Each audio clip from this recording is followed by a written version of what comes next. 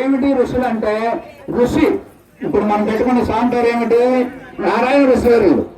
కానీ ఋషి రాజ ఋషి, మహర్షి, బ్రహ్మ ఋషి, దేవ ఋషి 5 రకాల ఋషిత్వాలు ఉంటాయి. అంటే ఒక కేటగిరీలో అన్నమాట. ఇప్పుడు మనకు ఉన్నారు పేదోడు, కష్టన్నోడు, పెద్దోడు, నా పెద్దోడు, పదవుల్లో ఉన్నోడు, ఇట్లా మనకు ఉన్నట్లుగా ఋషుల్లో వాళ్ళ జ్ఞానాన్ని, వాళ్ళ తపస్సుని, వాళ్ళ శక్తి సామర్థ్యాలను బట్టి విభజించడం జరిగింది.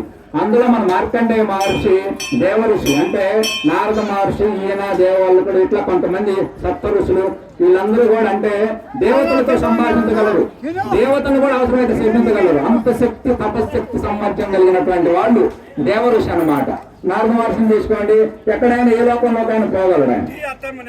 ఋషి అంటే పవిత్రమైనటువంటి మనసు కలిగిన వాడు, పవిత్రమైన జీవనం కలిగిన వాడు, సత్య మార్గంగా ఎప్పుడు సత్య దర్శనం చేసేవాడు, ఎప్పుడు ధర్మంగా జీవించేవాడు, ఇతరుల పట్ల ఎప్పుడు ప్రేమగా ఉండేవాడు, తను ఎప్పుడు సంతోషంగా ఉండేవాడు, ఉన్నదాంట్లో సంతృప్తిగా బ్రతికేవాడు, ఇతరులకు బాధ పెట్టకుండా జీవించేవాడు. ఇలాంటి వాళ్ళందరినీ ఋషులు అంటారు. ఇలా మనకి ఋషితత్వం అనేది మన భారతదేశంలో మనకు ఆ ఋషితత్వమే ఈ యొక్క జీవన విధానం అంతా అసలు ఎట్లా అనే దాంట్లో మనకి 2 రకాలుగా ఇమము పరము, అంటే మనకు ఒక పద్ధతి లేదు. ఒకటే ఇప్పుడు వ్యక్తిగతంగా సుఖంగా ఉండాలి, మన ఆధ్యాత్మిక జీవితం ఉన్నతంగా ఉండాలి. అంటే ఇహము పరము ఈ రెండింటిని కూడా మనం ఆనందంగా జీవించడం ఎట్లా.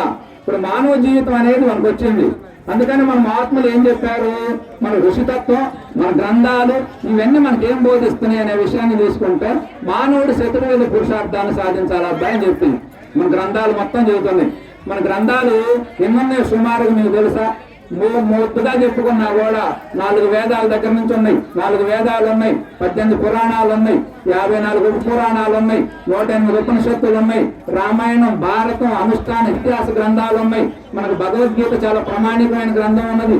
ఇంకా విష్ణు సహస్రనామాలు, శివ సహస్రనామాలు, ఇట్లా కోపల్లో మనకు కావాల్సినంత జ్ఞాన సంపద, జ్ఞాన బండారం ఋషుమవత దర్శించి తపస్సు చేసి మనకు అందించినటువంటి గొప్ప సంపద ఎంతో ఉంది, జ్ఞాన సంపద అంతా. అట్లాంటి జ్ఞాన సంపద కలిగినటువంటి విధానంలోనే మానవుడు ఈ జీవి, ఎందుకంటే మనకి సృష్టిలో మొత్తం 84 లక్షల జీవరాశులు ఉన్నాయని చెప్పి మహాత్ములందరూ చెప్తా ఉంటారు. మాటర్స్ మీరు కూడా వినే ఉంటారు అక్కడక్కడ. 84 లక్షల జీవరాశుల్లో మానవుడు ఉత్తమమైనటువంటి వాడయ్యా అని చెప్పి శాస్త్రం చెప్తుంది. ఎందుకు మానవుడు ఉత్తముడు? మరి మిగతా వాడు కాదంటే ఆ సీమ, దోమ, నువ్వెట్లా పుట్టిన అయ్యంటే పుట్టినాయి. ఇక పంది, గొర్రె, మేక ఇవన్నీ మనలాగే పుట్టినాయి, మనలాగే జీవిస్తున్నాయి, మనలాగే తింటున్నాయి, మనలాగే సంపర్కం చేస్తాయి, మనలాగే సంతానం ఉంటాయి, మనలాగే వాటికి కాస్త మమకార అహంకారాలు కూడా ఉంటాయి. కానీ ఏది మంచి ఏది చెడు అనేటువంటి విచక్షణ జ్ఞానం మానవుడికి మాత్రమే ఉన్నది తప్ప మిగతా జీవులకు లేదయ్యా అని మహాత్ములు మనకు సూచించడం జరిగింది. అది నిజమాబద్ధం అంటే నిజమేనని మనకు అర్థమవుతుంది. ఆ విధానంలో మనకి యొక్క కుటుంబ వ్యవస్థ ఇవన్నీ కూడా ఎందుకు మనకి ఏర్పాటు చేయడం జరిగినది అనే విషయాన్ని తీసుకుంటే,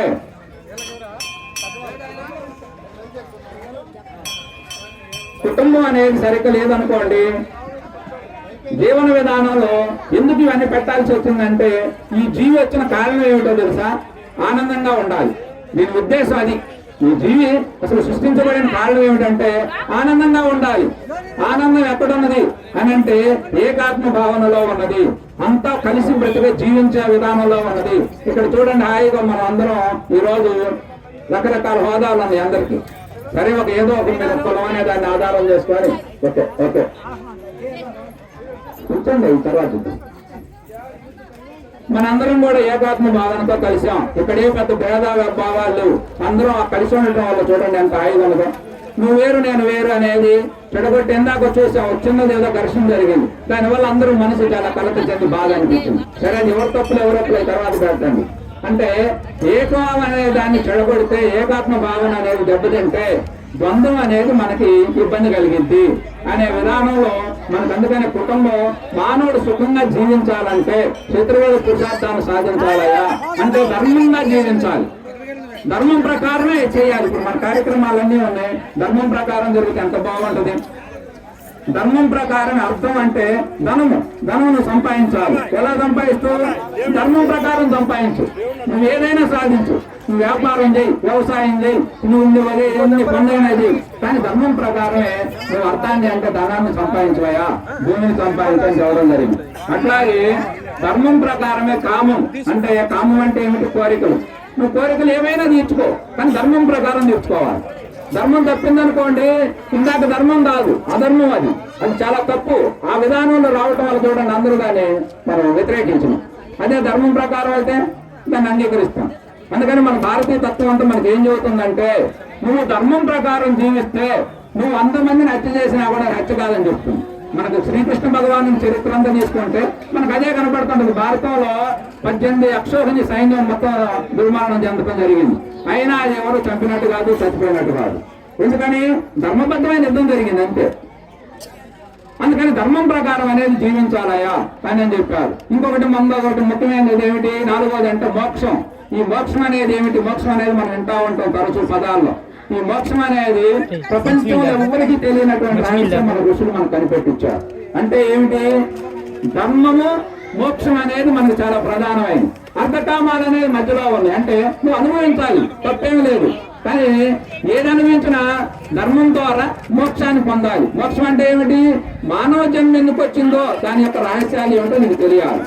ధర్మం ద్వారా అన్ని పాత్రల్ని నువ్వు ఆనందంగా ధరించాలి, ఆచరించాలి, నటించాలి.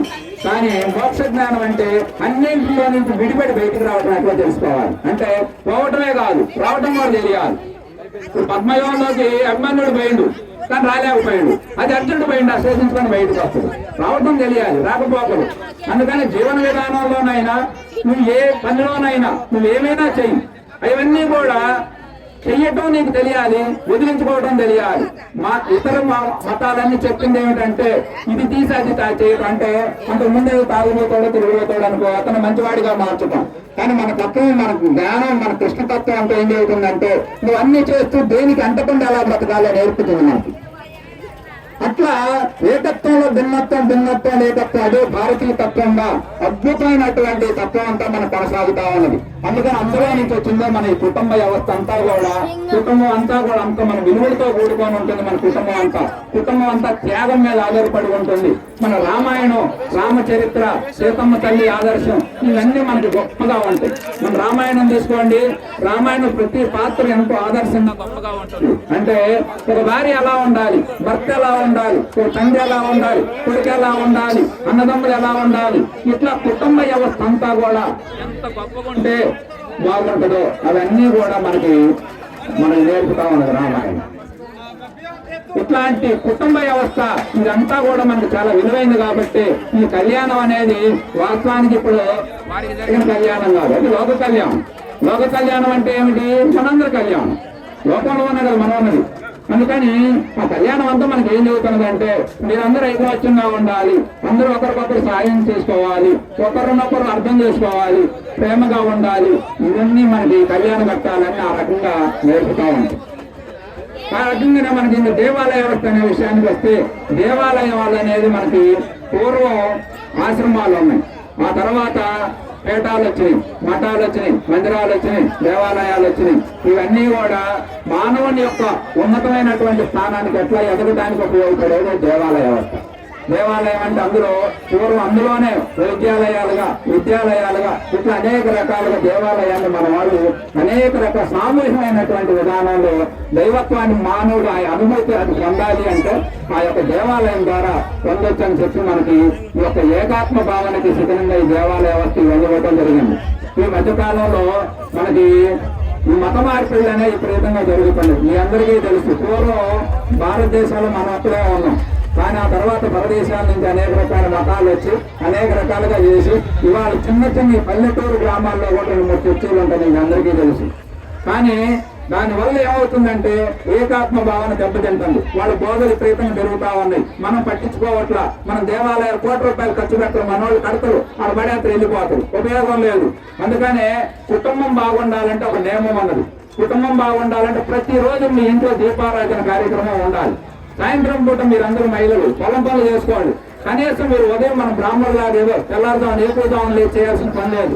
కనీసం సాయంత్రం పూట 6-7 ఇంటికి వచ్చిన తర్వాత స్నానం చేసి మనకు ఉన్నటువంటి ఆ స్వామి మన ఎందుకంటే ఒకప్పుడు మన ఇల్లులు తిరుగుగానో రకరకాలుగా ఉన్నాయి. ఇవాళ ఇల్లులు బ్రహ్మాండం కట్టుకుంటున్నారు.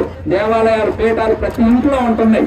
దేవాలయంలో ముఖ్యమైన దేవతామూర్తులు పటాలు పెట్టండి, ఒక దీపారాధన వెలిగించండి, 10 నిమిషాలు నమశివాయ మంత్రం, నారాయణ మంత్రం, ఇట్లా మీకు తెలిసినటువంటి మార్కండేయ ఏ మహర్షి వాడి యొక్క నామం చేత జీవితం అంతా కూడా ఉత్తరించబడింది.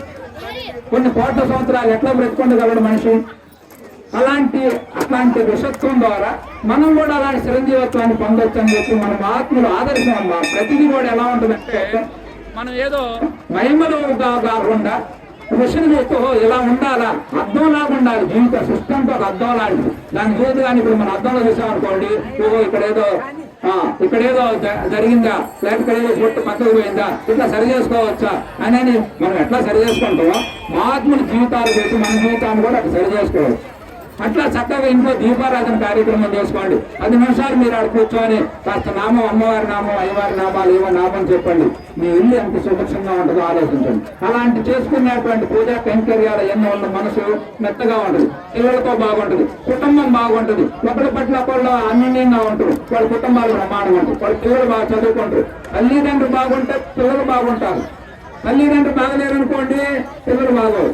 ఎందుకంటే తల్లిదండ్రులు చెప్పింది పిల్లలు ఏమో, కానీ తల్లిదండ్రి ఏం చేసామో చూస్తారు, అది చేస్తారు పిల్లలు. తల్లిదండ్రి భోజనాలు పెట్టుకోండి, భోజనాలకి ఏమైనా వాళ్ళే తింటారు. వాళ్ళే తెలంగాణ